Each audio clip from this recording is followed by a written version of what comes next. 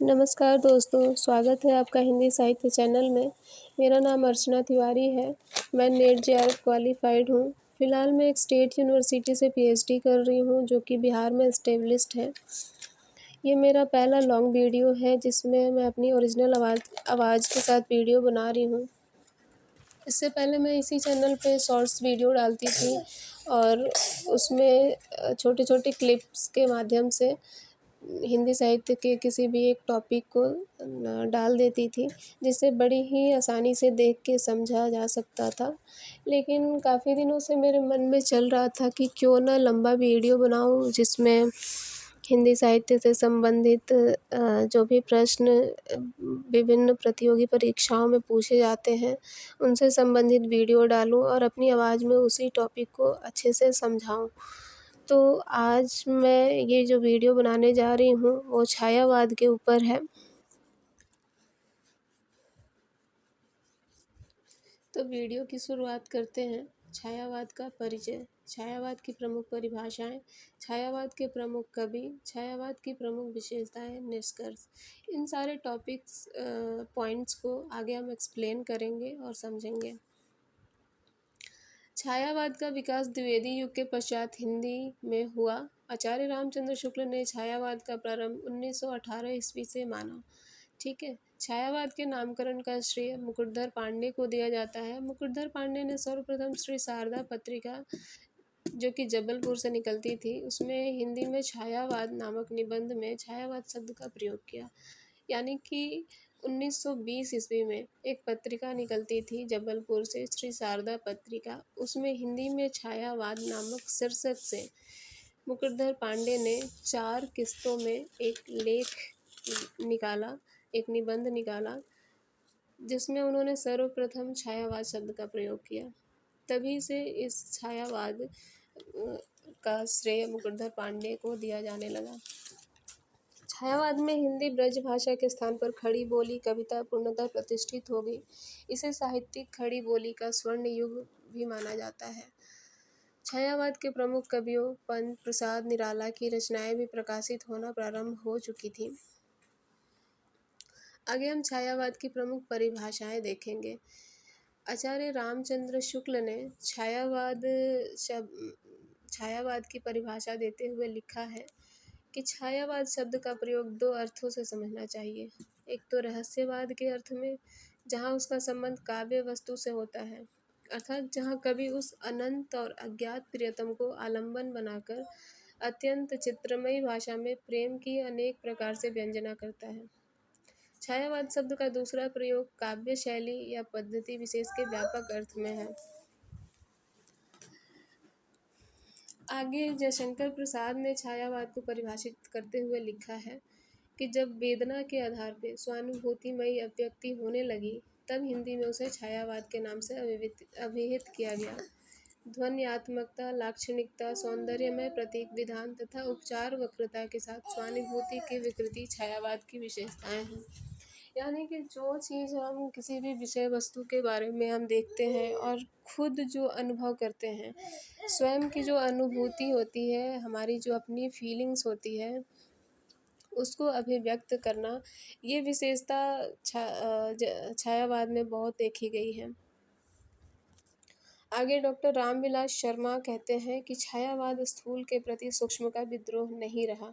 यहाँ पे ध्यान देने की बात है कि एक कथन है डॉक्टर नगेंद्र का कि छायावाद स्थूल के प्रति सूक्ष्म का विद्रोह है, लेकिन उसी के विरोध में डॉक्टर रामविलास शर्मा ने कहा कि छायावाद स्थूल के प्रति सूक्ष्म का विद्रोह नहीं रहा, वरन थोथी नैतिकता, रूढ़िवाद और सामंती साम्राज्यवादी बंधनों के प्रति विद्रोह रहा है।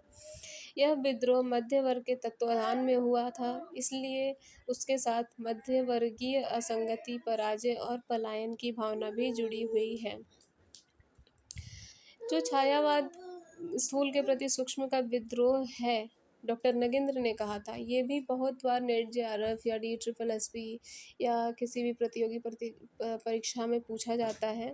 वहीं पे ये भी पूछा जाता है कि किसने ये माना कि छायावाद स्थूल के प्रति सूक्ष्म का विद्रोह नहीं रहा। तो रहा अगर आता है तो डॉक्टर नगेंद्र ने बोला था, और अगर आता है कि सूक्ष्म का विद्रोह नहीं रहा तो डॉक्टर रामविलास शर्मा ने बोला था।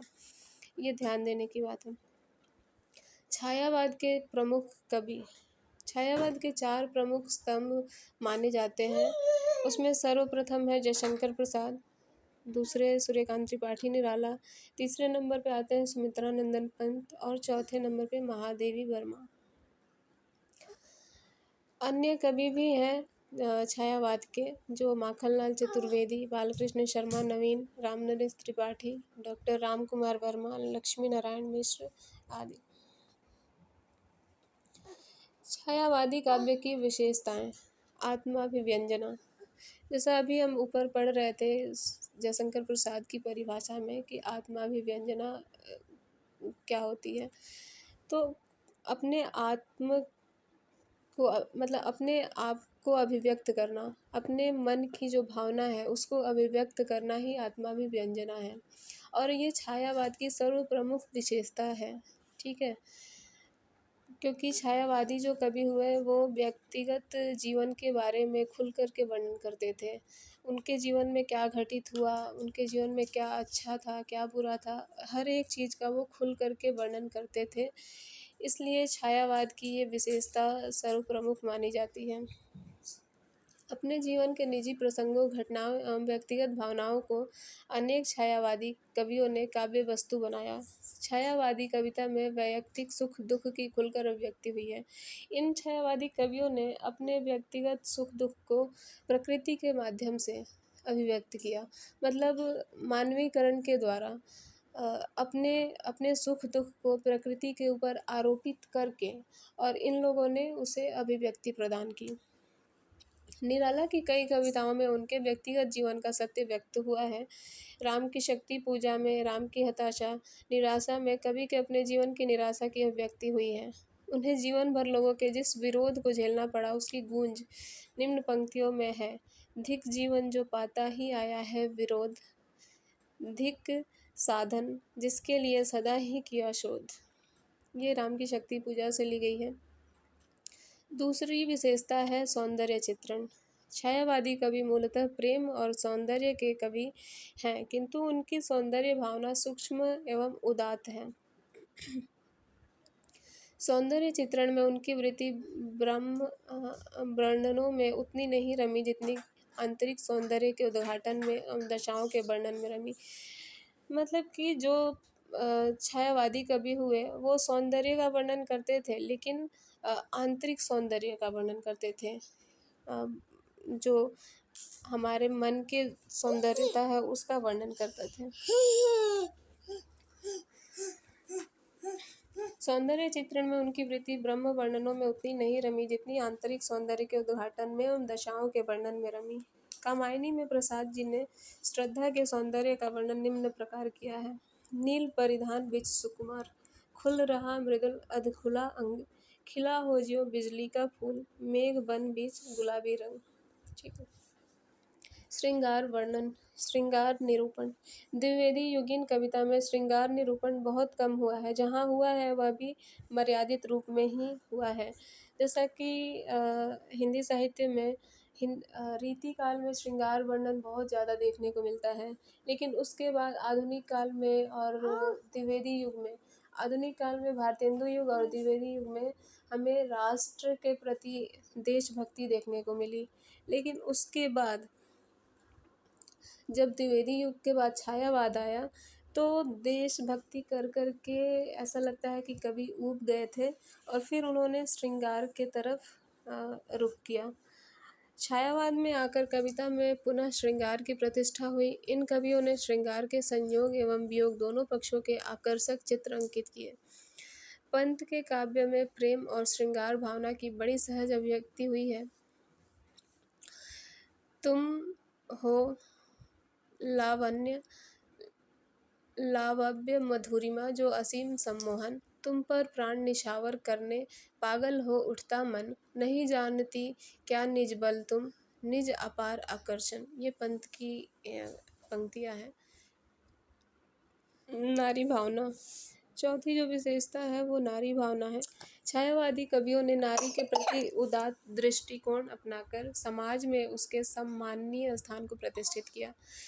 रीतिकाल में जहाँ कवियों के विलास, सौंदर्य, रूप, उनके शरीर का वर्णन किया जाता था, वहीं छायावादी युग में आकर के उनके सम्मान की बात हो रही है, उनके अधिकार की बात हो रही है। ठीक है, रीतिकालीन कवियों ने नारी को विलास की वस्तु और उपभोग की सामग्री मात्र माना, जबकि छायावादी कवियों ने उसे प्रेरणा का पावन उत्स मानते हुए गरिमा प्रदान की। वह दया, क्षमा, करुणा, प्रेम की देवी है और अपने इन गुणों के कारण श्रद्धा की पात्र है। नारी तुम केवल श्रद्धा हो, विश्वास रजत नग पग तल में, पीयूष स्रोत सी बहा करो जीवन के सुंदर समतल में। ये प्रसाद की लाइन है जो कि कामायनी से ली गई है। पंत ने तो देवी माँ सहचरी प्राण कहकर नारी के प्रति अपने आदर का परिचय दिया है। कुल मिलाकर ये हम मान सकते हैं कि छायावादी युग में आकर के नारी को सम्मान मिलने लगा था, उन्हें प्रतिष्ठित व्यक्ति माने इंसान माना जाने लगा था। प्रसाद जी के हृदय में नारी का बहुत ऊंचा स्थान था। निम्न पंक्तियों से उनके विचारों को जाना जा सकता है। तुम देवी, आह कितनी उदार, वह मातृमूर्ति है निर्विकार। हे सर्वमंगले तुम महती, सबका दुख अपने पर सहती। पंत मतलब जो छायावादी कवि थे वो नारी के दर्द को समझते थे, वो उनके अधिकार की बात करते थे, वो उनको बहुत अधिक सम्मान देते थे और उनके दुख दर्द को समझते थे। देवी स्वरूपा मानते थे नारी को। पांचवी विशेषता है रहस्य भावना। छायावादी काव्य में रहस्यवाद की प्रवृत्ति भी प्रमुख रूप से उपलब्ध होती है। आचार्य रामचंद्र शुक्ल ने इसी कारण छायावाद का अर्थ रहस्यवाद माना है। प्रायः सभी छायावादी कवियों ने अज्ञात सत्ता के प्रति जिज्ञासा के भाव व्यक्त किए हैं। पंत की मौन निमंत्रण कविता में इसकी अभिव्यक्ति बहुत सुंदर ढंग से हुई है। सुमित्रानंदन पंत को प्रकृति का सुकुमार कवि कहा जाता है और उन्होंने मौन निमंत्रण कविता में तारों से बात करते हैं। कहते हैं कि न जाने कौन अय द्युतिमन, जान मुझको अबोध है अज्ञान, सुझाते हो तुम पथ अनजान, फूंक देते छिद्रों में गान। प्रकृति चित्रण। छायावाद की एक ये भी विशेषता है, प्रकृति चित्रण। छायावादी कविता प्रकृति के कुशल चितेरे हैं। इन कवियों ने प्रकृति पर मानवीय चेतना का आरोप करते हुए उसे हंसते रोते हुए भी दिखाया है। अचिरता देख जगत की आप, शून्य भरता समीर निश्वास, डालता बातों पर चुपचाप, ओस के आंसू नीलाकाश। दुख और वेदना की विवृति। छायावादी काव्य में दुख और वेदना भाव की अभिव्यक्ति हुई है। महादेवी तो वेदना की ही कवयित्री हैं। वे अपने वेदना विह्वल हृदय की तुलना मेघ खंड से करती हुई कहती हैं, मैं नीर भरी दुख की बदली, विस्तृत नभ का कोई कोना, मेरा न कभी अपना होना, परिचय इतना इतिहास यही, उमड़ी कल थी मिट आज चली। महादेवी वर्मा के गद्य पद्य में जो दुखवाद और करुणा के भाव दिखाई देते हैं वे बौद्ध दर्शन के प्रभाव स्वरूप माने जाते हैं। महादेवी वर्मा कहती हैं कि मिलन का नाम मत लो, मैं विरह में चूर हूँ। वो विरह में ही मस्त हैं। ऐसे ही उन्होंने कविताएं लिखी हैं। राष्ट्र प्रेम की अभिव्यक्ति। छायावादी काव्य में राष्ट्रीयता के स्वर भी मुखरित हुए हैं। प्रसाद जी ने अपने नाटकों में जो गीत योजना की है उसमें राष्ट्रीय भावना की सुंदर अभिव्यक्ति हुई है। उन्होंने भारत के अतीत गौरव के चित्र अंकित करते हुए देश की महिमा का बखान किया है। अरुण यह मधुमय देश हमारा, जहाँ पहुँच अनजान क्षितिज को मिलता एक सहारा। बहुत ही सुंदर लाइन है ये। अगली विशेषता है शैलीगत प्रवृत्तियाँ। छायावादी काव्य विषय वस्तु एवं शिल्प दोनों ही दृष्टियों से नवीनता लिए हुए हैं। लाक्षणिक भाषा का प्रयोग, प्रतीकात्मक शैली, उपचार वक्रता एवं नवीन अलंकार विधान के कारण इस काव्य में शिल्पगत नवीनता दिखाई पड़ती है। पंत को अग्र पंक्तियों में प्रतीकात्मकता एवं लाक्षणिकता को देखा जा सकता है। अभी तो मुकुट बंधा था, मात हुए कल ही हल्दी के हाथ, खुले भी न थे लाज के बोल, खिले भी चुंबन शून्य कपोल, हाय रुक गया यही संसार, बना सिंदूर अंगार, वातहत लतिका वह सुकुमार, पड़ी है छिन्न धार। पंत। छायावाद का परिचय, परिभाषा और विशेषताओं को देखते हुए मुझे लगता है कि अभी छायावाद समझ में आ गया होगा। आगे हम इसके निष्कर्ष को देखते हैं। कविता में जिस चित्रात्मकता भाषा की आवश्यकता होती है और इसी गुण के कारण उससे जो बिंबग्राहिता आती है, छायावादी कवि इस काल में प्रवीण है। आचार्य रामचंद्र शुक्ल छायावाद के संबंध में कहते हैं कि छायावाद की शाखा के भीतर धीरे धीरे कवि शैली का बहुत अच्छा विकास हुआ, इसमें संदेह नहीं। इसमें भावावेश की आकल व्यंजना, लाक्षणिक वैचित्र्यमय मूर्त प्रत्यक्षीकरण, भाषा की वक्रता, विरोध, चमत्कार, कोमल पद विन्यास इत्यादि का स्वरूप संगठित वाली प्रचुर सामग्री दिखाई पड़ी। छायावाद में भाषा संस्कृत निष्ठ है और अलंकार, छंद जैसे काव्य गुणों का बहुत ही प्रचुरता से प्रयोग भी हुआ है। तो कुल मिलाकर के हमने आज छायावाद को बहुत ही डिटेल में समझने की कोशिश की। और इस वीडियो में अगर कहीं भी किसी को अगर कहीं कन्फ्यूजन रह गई हो तो आप कमेंट में पूछ सकते हैं, मैं फिर उसको समझाने की कोशिश करूँगी। ठीक है, धन्यवाद।